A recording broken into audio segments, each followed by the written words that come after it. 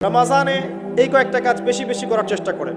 এক নাম্বার, প্রথম কাজ, 5 ওয়াক্ত সালাত জামাতে পড়ার চেষ্টা করেন। পারা যাবে ইনশাআল্লাহ? খুব কঠিন কিছু বললাম ভাই?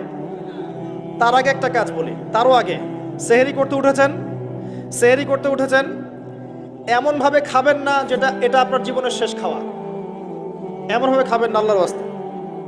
এই জায়গায় আপনি খাওয়া নিয়ন্ত্রণ করতে না পারলে প্রবৃত্তিকে নিয়ন্ত্রণ করতে পারবেন না। এটা দরজা। প্রবৃত্তি নষ্ট হওয়ার দরজা হচ্ছে এই পেট, মুখ আর পেট। যে পেটের দাস, সে প্রবৃত্তিকে নিয়ন্ত্রণ করতে পারবে না। রমজান কি জন্যে আল্লাহ পাক না খেয়ে থাকতে বলছেন কেন? যাতে আপনি তাকওয়া অবলম্বন করতে পারেন, নফসটাকে কন্ট্রোল করতে পারেন। কথা কি বুঝতে পারছেন? পানি খাবো না কেন? পানি তো হালাল। নফসটা কন্ট্রোল করা, না আমি করব না, এটা আপনাকে প্রশিক্ষণ দেওয়া হচ্ছে। আত্মার নিয়ন্ত্রণের প্রশিক্ষণ দেওয়া হয় রমজান মাসে। এটাই তার তাকওয়া। তাকওয়া মানে কি? এই যে একটা মরুভূমি মনে করেন, বা সমুদ্রের বীচ মনে করেন, কক্সবাজার সমুদ্রের বীচ, এখানে অনেকগুলো কাঁচের টুকরা রাখা আছে, কাঁচের টুকরা ফেলে দেওয়া আছে। আপনি হেঁটে হেঁটে যাচ্ছেন, পা ফেলছেন, টিপে টিপে পা ফেলছেন, এখানে একটা, ওখানে একটা, ওখানে একটা। এটা তাকওয়া। এইভাবে চলার নাম তাকওয়া। এটা এক্সাম্পল। সেহরি এত বেশি খায়েন না যেটা মনে হয় আপনার জীবনের লাস্ট খাওয়া, এমনটা খায়েন না। এরপরে 5 ওয়াক্ত নামাজ চেষ্টা করেন জামাতে পড়ার জন্য। যদি জামাত মিস হয়ে যায়, নামাজ ছেড়ে দিবেন না, বাসায় পড়বেন। যদি দেখেন ঘুমিয়ে গেছেন, ঘুম থেকে উঠলে নামাজ পড়বেন। যদি দেখেন ভুলে গেছেন, যখনই মনে হবে তখনই পড়বেন, নামাজ ছাড়বেন না। পারা যাবে ইনশাআল্লাহ? যুব সমাজকে বলবো, যাই করো তোমরা যা কিছুই করো না কারো, 5 ওয়াক্ত নামাজ ছেড়ো না।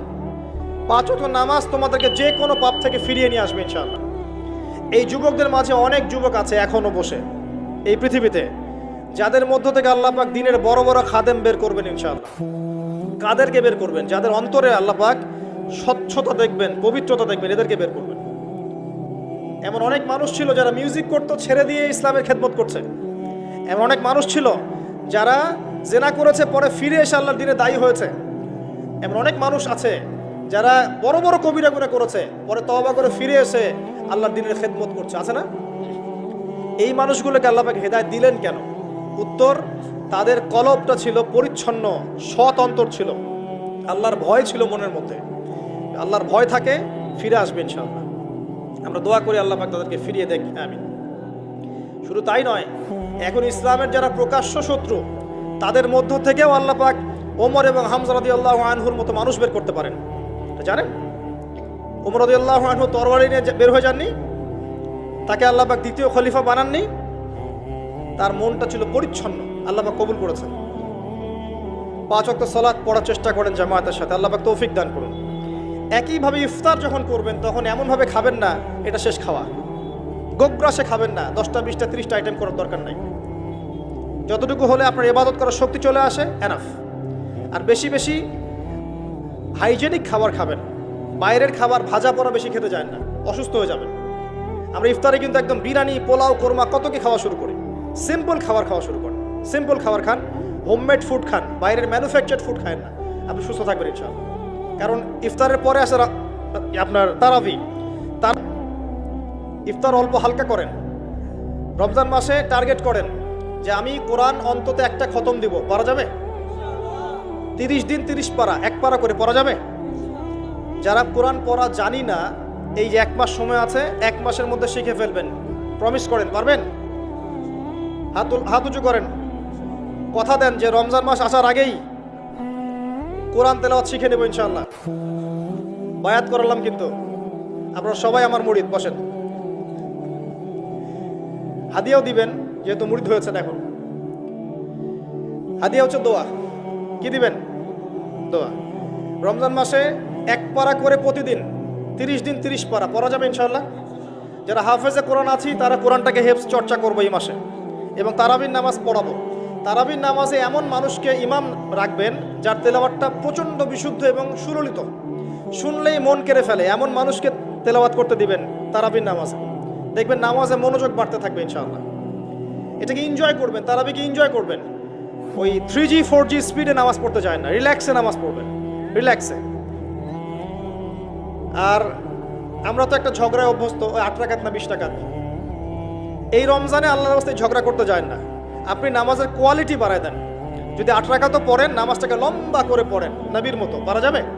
আচ্ছা, নবী সাল্লাল্লাহু আলাইহি ওয়াসাল্লামের 8 রাকাতের দলিল তো দেয়া হয়, কিন্তু নবী সাল্লাল্লাহু আলাইহি ওয়াসাল্লাম যত লম্বা সময় ধরে 8 রাকাত পড়েছেন, এটা কি আমরা পড়ি? তাহলে আমরা সময়টা কেন নিলাম না? 8 রাকাত পড়তে পড়তে পা ফুলে যেত, আর আমাদের 8 রাকাত আধা ঘন্টা 1 ঘন্টায় শেষ, তাহলে কি হলো? তো এই যে বিষয়গুলো, এগুলোতে যায় না, ইখতিলাফগুলোতে যায় না। আপনি নামাজের কোয়ালিটি বাড়িয়ে দেন, সুন্দর করে নামাজ পড়েন, পারা যাবে ইনশাআল্লাহ। আল্লাহ পাক তৌফিক দান করুন।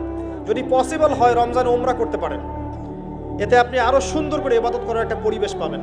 সবার পক্ষে হয়তো পসিবল হবে না, যাদের পক্ষে হবে আপনারা করার চেষ্টা করতে পারেন। আল্লাহ তৌফিক দান করুন। রমজান একটা কাজ করবেন, বেশি থেকে বেশি মানুষকে ইফতার খাওয়াবেন, পারা যাবে? প্রত্যেক দিন ইফতার মাহফিল করবেন, মসজিদে ইফতার দিবেন এবং রোজাদারদেরকে ইফতার করাবেন। সওয়াব হচ্ছে প্রত্যেকের নেকি আপনি পেয়ে যাবেন ইনশাআল্লাহ। মনে করেন আপনি 10 জন রোজাদারকে ইফতার করিয়েছেন, এই 10 জনের রোজার নেকি আপনি একা পেয়েছেন। এই 10 জনের রোজার নেকি আপনি একা পেয়েছেন, ফ্রি, আপনার নেকি তো আছেই। অতএব যারা সামাজিক সংগঠন আছে বা সমাজের দায়িত্বশীল আছে, তারা যদি এগিয়ে আসে, প্রত্যেক দিন বহু মানুষকে ইফতার করানো সম্ভব না? আবার দেখবেন ঈদের রাতে, যেটাকে আমরা চাঁদ রাত বলি না কি বলি, আপনারা কি বলেন? ওই আর কি, তো চাঁদ রাত, ওই রাতে দেখবেন অনেক অসহায় দরিদ্র মিসকিন থাকে, যাদের সেমাই খাবার টাকা নাই, আছে না? ওই রাতে আপনার সাদাকাতুল ফিতরগুলো দিয়ে দিবেন, সুন্দর করে বন্টন করবেন, ওই দরিদ্র মানুষের কাছে পৌঁছে দেবেন বাড়িতে বাড়িতে, পারা যাবে ইনশাআল্লাহ। এগুলোতে আপনি এনজয় করবেন রমজানকে। আত্মকেন্দ্রিকভাবে থাকলে এনজয় করতে পারবেন না। আরেকটা কথা আছে, রমজান মাসে জাকাত দিয়ে দিবেন, যার যার জাকাত যেটা আছে। জাকাত দিবেন না, জাহান্নাম অবধারিত।